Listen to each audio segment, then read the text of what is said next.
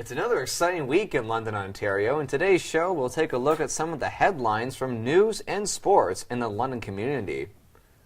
London is Canada's largest city without a rapid transit plan. Our reporter Marm Hijazi has more on this issue. Curling stones are an important part of Canada's national sport. But do you know who makes these stones and where they're made? Sarah Poyle has more. People who cosplay put about 3 months, sometimes to a year, of hard work into crafting some of these beautiful costumes. But what you may not realize is that Comic-Con also symbolizes a lot of acceptance for some of those people. You just dress up as whatever you want and you are that individual or you are that person, and so you get to embody their characteristics, and that I just feel like that gives you so much strength as an individual.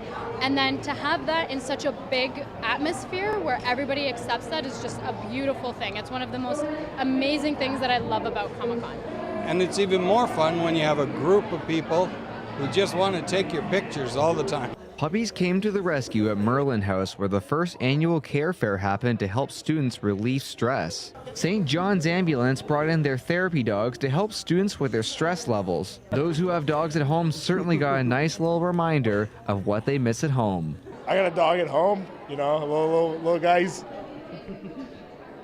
There you go, it's that guy right there, yeah. Molly Burke is a professional blogger on YouTube that shows her everyday life as someone who has no sight. Molly Burke, from the age of 4 years old, was diagnosed with retinitis pigmentosa, a disability that can cause severe vision impairment and ultimately lead to blindness.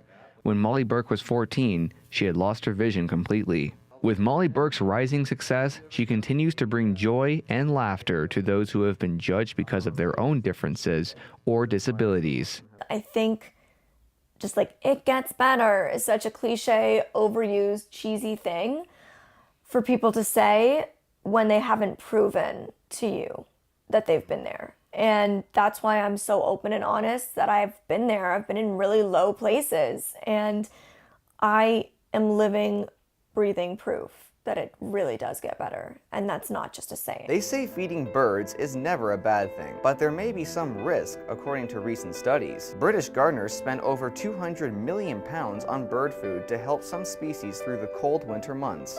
However, researchers have found that bird tables and feeders are transmitting disease.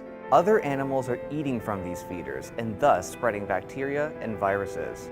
A lack of cleanliness could contribute to the problem. As a result, a disease known as bird pox is becoming more common. If you suspect you have come in contact with a sick bird, it's best to seek advice from a vet to avoid becoming infected. Always be sure to do a regular 1 to 2 day cleaning of your feeders to make sure that the birds stay healthy, especially if you see any other animals eating from the feeders. It's important to feed the wild birds during the winter months, but be sure to be cautious while doing so.